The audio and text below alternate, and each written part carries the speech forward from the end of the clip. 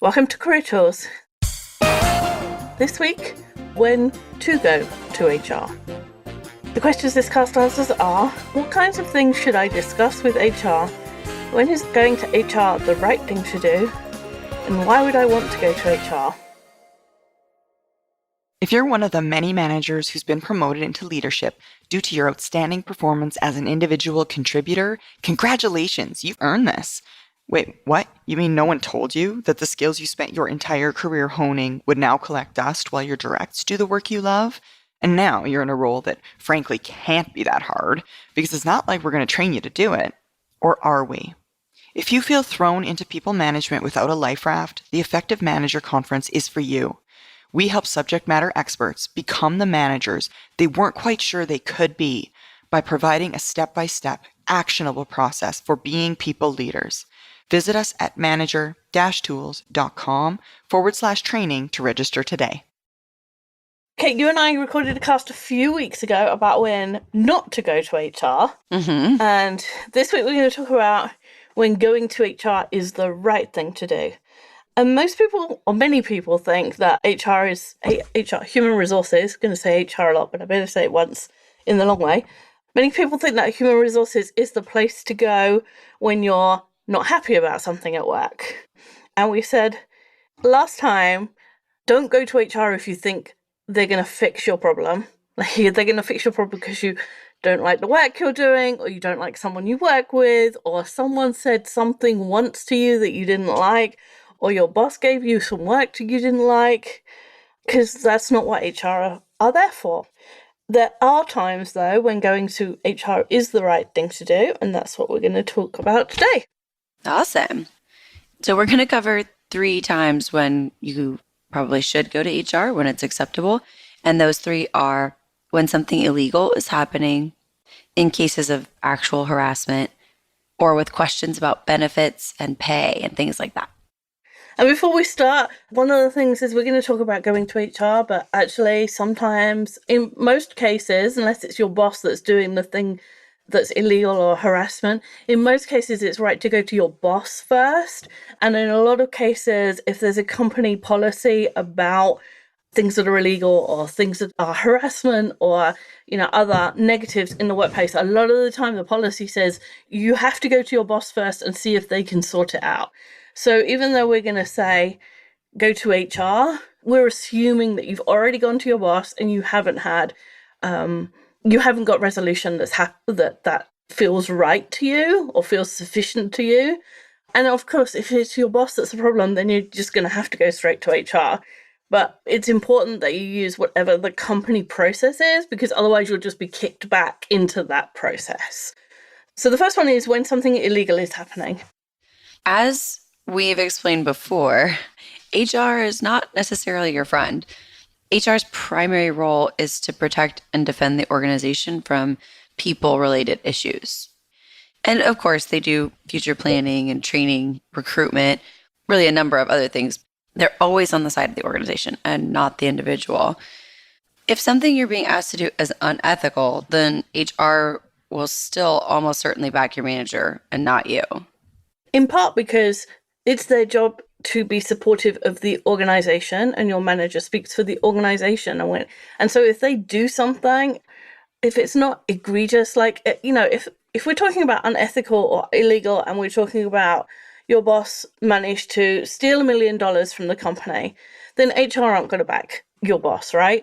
But there's a lot of things where you would feel like perhaps that thing is unethical. And in the strictest version of it, which is probably what we would support, it is, but it's beneficial to the organization. HR will probably still back the manager because, apart from anything, the manager is more expensive to replace than you.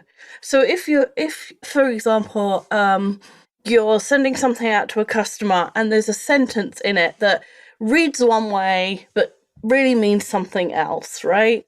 And it's not sitting right with you, we would call that unethical, right? Because here at Career Tools, like, we are pretty strict about, don't do things that are unethical. We don't lie to our customers. We don't even try to deceive our customers. We don't even try to hide something.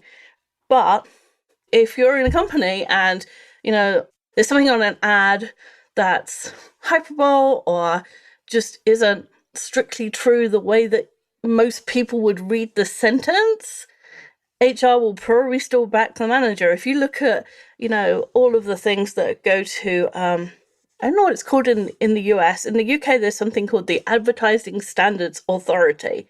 And Dear.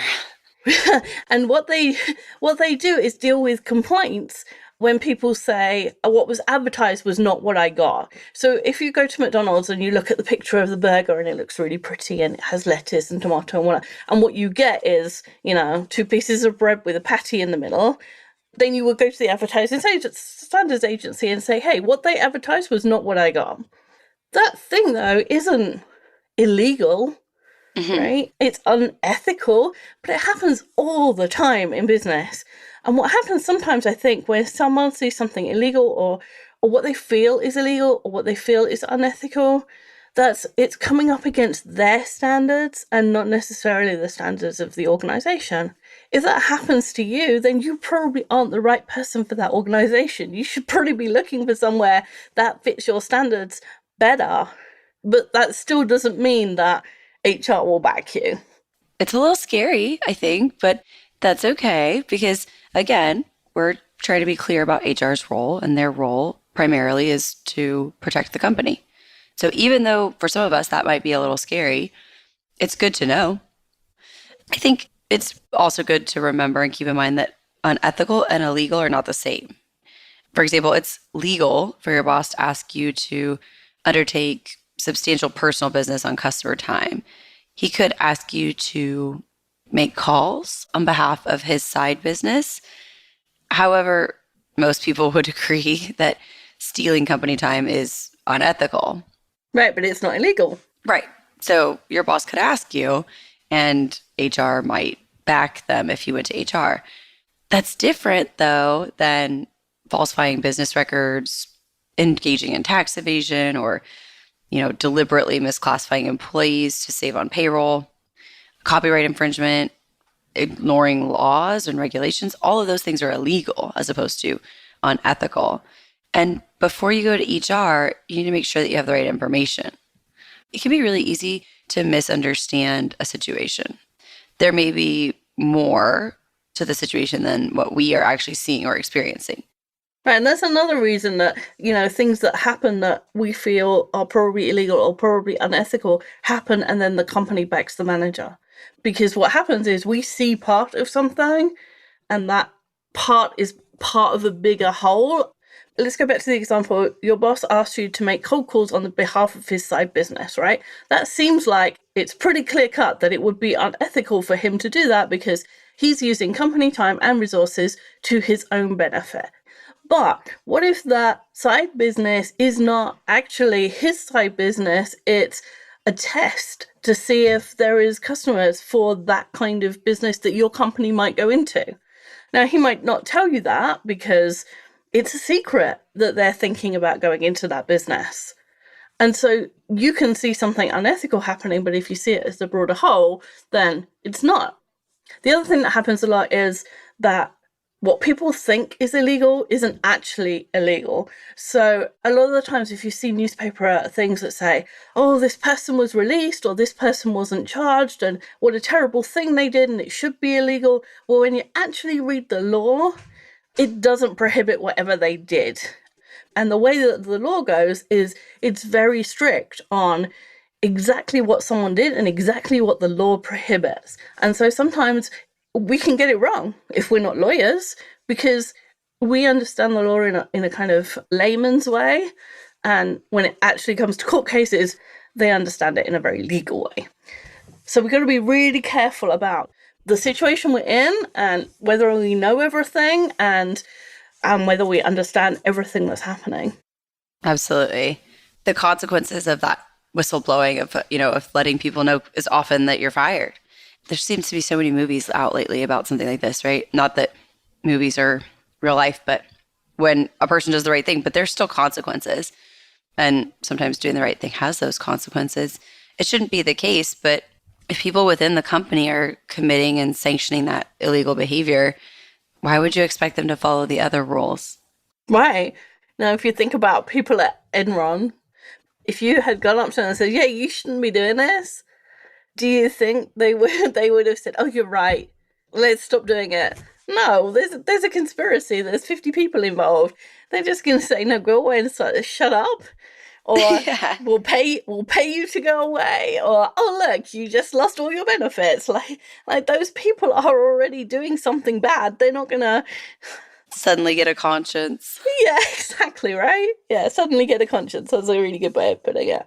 And one of the things that people don't realize is a lot of the whistleblowing laws are, again, they're very strict in what is exactly whistleblowing and who can do it against whom. So in the US, there's a Whistleblower Protection Act. If you just heard the name, you would think, right, if I'm an Enron and I go to the regulators and I say, hey, there's something really bad happening, I should be protected. But actually, it only applies to government employees. Right. And it only applies to government employees in certain circumstances. You have to have all the information. Right. Because the consequence is dire in some sense. Yeah, you have to be sure that you're right and be sure that you're willing to deal with those consequences. We at Manager Tools, we know we could be accused of sanctioning illegal behaviors if we don't tell you, always report. But our duty isn't to those who are being harmed. It's to you, our listener. And we would be remiss if we didn't tell you there could be negative consequences to reporting illegal behavior, from getting negative feedback to getting fired. So the next one is in cases of actual harassment or discrimination. And the negative consequences of reporting harassment are the same as reporting illegal behavior, right? You could be fired, you could have your benefits taken away, you could have your wages reduced, you could be denied promotions, all sorts of negative things. And again, many people misunderstand what actually constitutes harassment or discrimination legally, and therefore they suffer negative consequences without the outcome that they want, right? Mm-hmm. I looked it up, and about 2/3 of the filings in the US for sexual harassment in 2017 were found to be without merit. And that's not to say that some harassment didn't take place, but it didn't fall within the little bucket of what the law covers. The US employment equality law says, like actually in the law, it doesn't prohibit simple teasing, offhand comments, or isolated incidents that are not very serious. Harassment is illegal when it is so frequent or so severe that it creates a hostile or offensive work environment, or when it results in an adverse employment decision, such as the victim being fired or demoted. In other words, if I'm on a conference call this week and I'm not paying attention to what I'm saying and somebody says something and I say, oh, I don't know, Southerners, you're all the same. Or in England, we would say Northerners are thick. Northerners would say the Southerners are just up themselves. But that, they're probably not very polite, but they're also not harassment because I've just said it once, right? Mm-hmm. And that paragraph I read, there's a phrase, not very serious, which is not defined by the law, right? It's defined by the judge who is judging it, right? And that happens in lots of legal things. The definition of something is, there's something called the reasonable man theory. And so the judge thinks, okay, what would a reasonable person think? And a reasonable person to a judge is very different to a reasonable person in other places. In other words, the behavior has to be systemic and genuinely harmful in the eyes of the law. We're not going to talk about it here, but if you want to find how bad it has to be for harassment to fall under what the law says is harassment, just Google harassment claim upheld and see what was happening. And I think you will agree with me that they are way more severe than I would have thought was even possible or even happening. I would say as a woman in the workplace, I've been harassed, but it doesn't fall anywhere near those things that are upheld. Absolutely. The behavior that we're talking about really has to be systemic.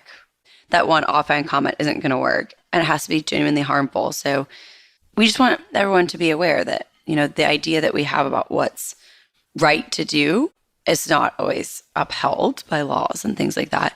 The EEOC also says it's helpful for the victim to inform the harasser directly that the conduct is harmful and needs to stop, and that the victim should use any employer complaint mechanism or grievance system available.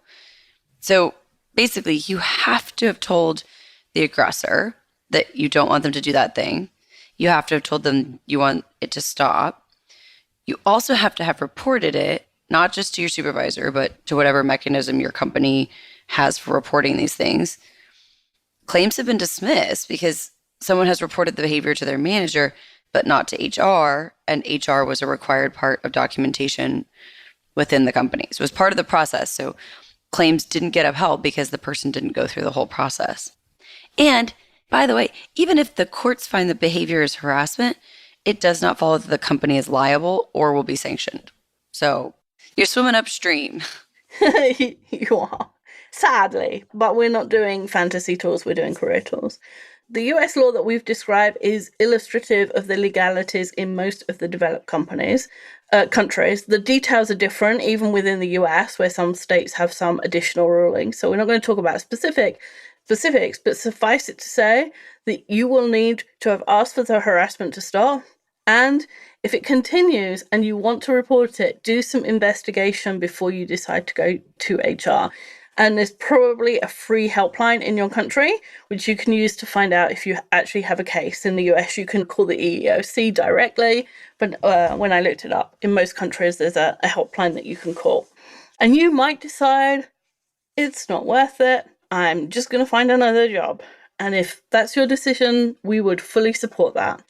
Like you said, it's swimming upstream. It's a really hard thing to decide that you're going to call someone out, even go through the grievance process, but then go to court. It's a really difficult thing to do. I don't think I would do it.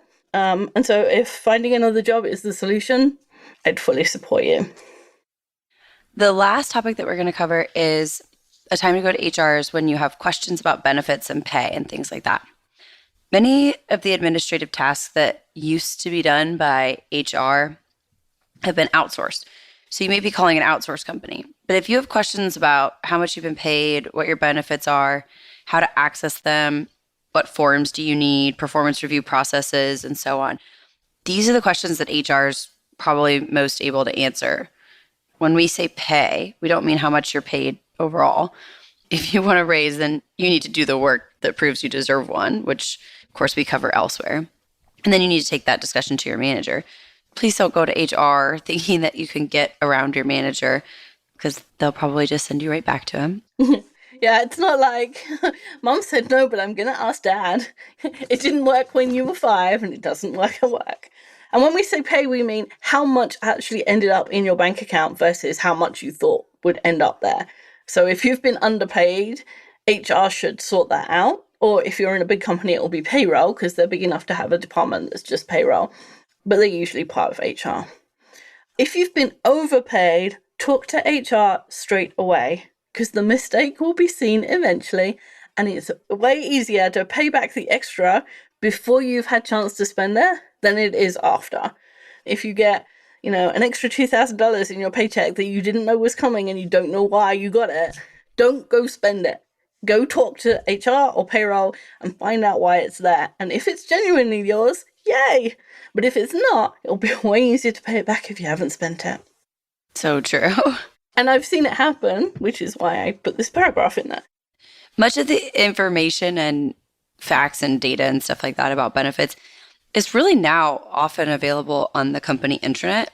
And usually that means that your ability to manage those things is also there. So reporting changes in address or, other administrative details like that are often done online. In a lot of places too, you could apply for vacation and such things like that. You could register for training. Now, it's not always online. Maybe it's electronic.